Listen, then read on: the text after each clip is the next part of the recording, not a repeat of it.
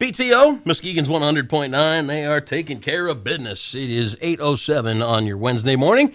Sunshine in the forecast today. It's going to be rain showers tonight and tomorrow. Rain showers continue. Those could be starting to get mixed with snow as early as this weekend and next week when we are going to get an Arctic blast, they're saying. And things are going to get really cold around here really quick. Now, we've been talking a little bit this morning about the USS Silversides, and it resides down in the Muskegon Channel. If you've never been there, I'm telling you, this is a national treasure, and it's right here in our channel. I have got Frank Marzak, who is the Associate Director of the Silversides Museum. Good morning, Frank. Good morning, Andy. And I'm going to butcher this last name, Peggy, so give it to me one more time. Peggy? Maniotis. Maniotis. All right, and you are the curator of the museum down there in the channel.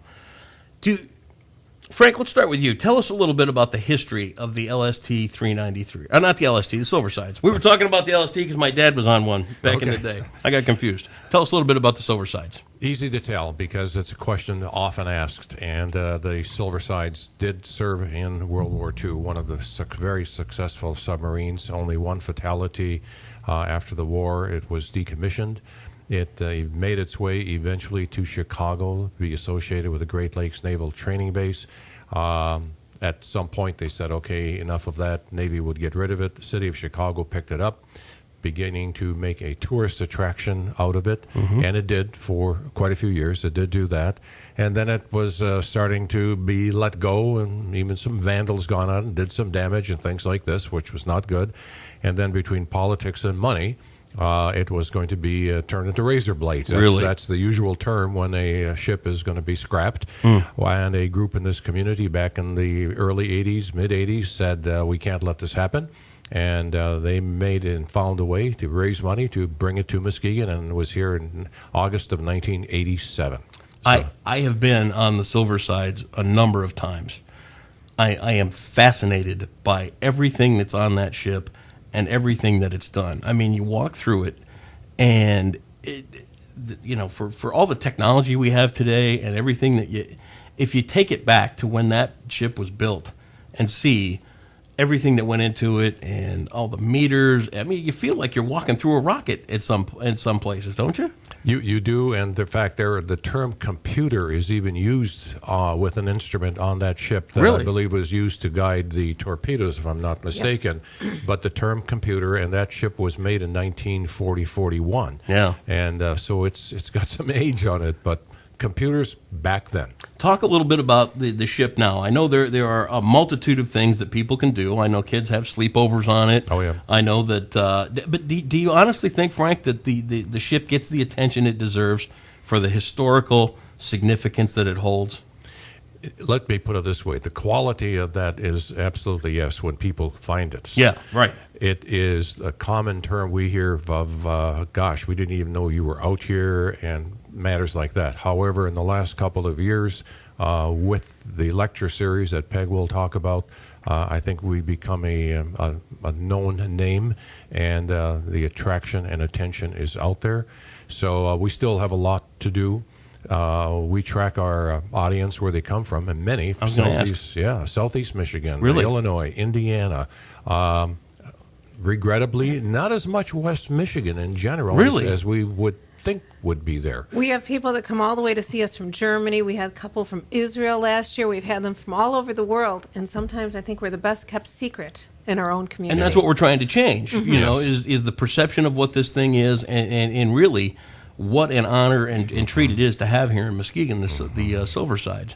And even the U.S. Coast Guard McLean, that's the 1927 ship that sits behind it, that has its own illustrious history. Yeah. And kids and adults can sleep on that as well. We can sleep about over 100 on a given weekend. Is that right? And we're busy almost every weekend with sleepovers from all over. A lot of scouts, of course, church groups, things like that. Schools. Now, do schools come down to tour this ship as well? Does that happen throughout the year? Not as much as we would like. Really? But they do. Yeah? They do. Last May, we had a wonderful large group come through of students every week for almost the entire month of May. Yeah. And it has a lot to do with World War II falls in the curriculum, because when most schools start their education, their history classes in the beginning of the year, they start with either the Revolutionary War or they start with prehistory. So by the time they're making it to World War II, it's in May. Yeah. And then they come. You know what? Yeah. That should be required for every school in Muskegon County to at some point come down and tour the Silversides. Let me give a plug to PEG and the Muskegon Community Foundation, which supported the effort for about, I don't know, a couple hundred We students. had a couple hundred students Yeah. come through, and with the support of the Community Foundation, they were able to take a tour of the Silversides and the museum, and then to take what we call our subtech class, where they learn about how torpedoes work, how a periscope works, what neutral buoyancies, what it is to make a submarine go down, and how does it come back up? Yeah. How did they breathe when they were under the sea? How did they put up with each other Well, for there's months only on end while they 79 were of them down? at a time. Yeah, only 79 Only guys 79 of them. on one. Oh man, that's I look back and when I was a kid, I thought about doing the Navy, and then the idea of a submarine. But as you get a little older, you realize the sacrifice and commitment that it took to be on board a submarine. Yeah. It took a very special person Very to be special able to person. go down there and stay that long. And when you think about the submarine losses during World War II, you just didn't lose one man or two men. Oftentimes the entire sub would be lost, and so you'd be losing 80 men at a Yeah, time. one depth charge, and that was all there was to that. Yep. Scary stuff. Very It really scary. was. Yeah. Now, with the ship is right there in the channel. Everybody knows that. At least we hope they do.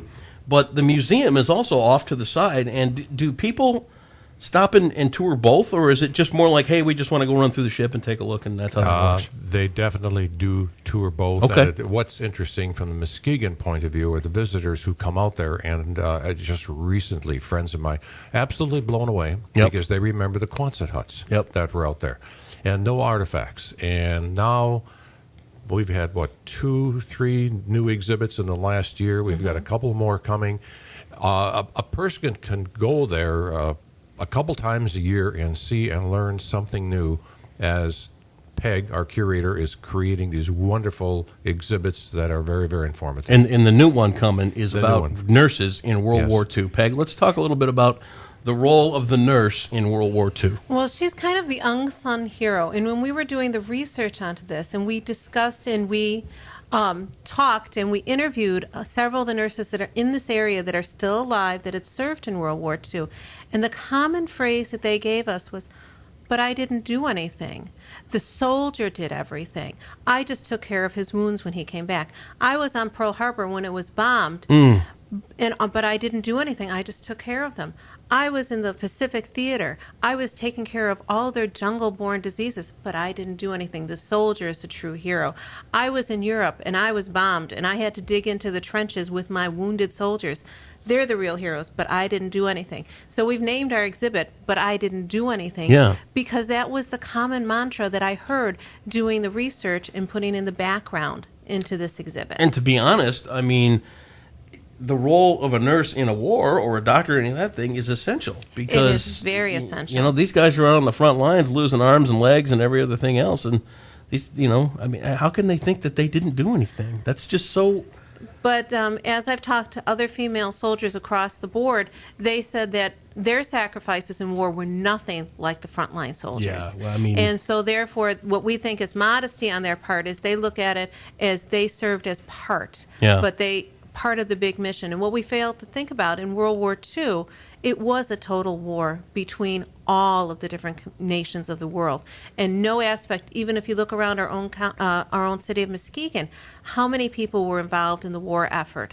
It became a part of every single person's life, whether you were saving the scrap metal, whether you worked in the factories, whether you canned your own food so that the soldiers would have it, or you served. Yeah. And so it's an amazing story. Do you think a part of their we didn't do anything mentality, do you think a part of that is just the generation that they came from? I mean, the World War II generation has often been called our greatest generation, and the people that were willing to, travel the world and sacrifice everything to keep America free and keep us who we are and fight that kind of, Hitler and Japan and all that kind of stuff going on.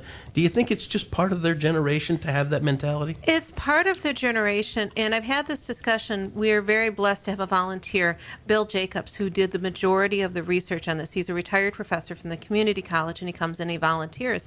And we've had this discussion, whether or not it was a way to be able to come back to the real world and kind of protect yourself from all of the memories that you had by saying we didn't do anything, or it's that selflessness that they felt as nurses, because the nurses constantly are giving of themselves in your most miserable points of your life. Kind of goes for nurses in general. Yeah, all nurses. And this, even though we're honoring World War II nurses, especially the Army Corps of Nurses, it goes to honor all nurses and all the different selflessness that they give throughout, whether it be battle or in our own community, in our own hospitals.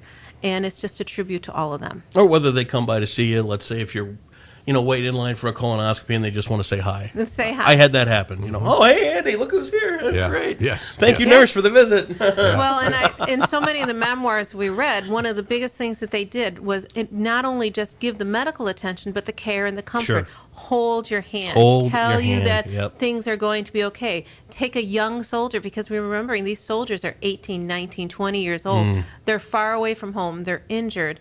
And here's a familiar face from home. Something comforting. Something comforting. Let's talk. This exhibit opens when?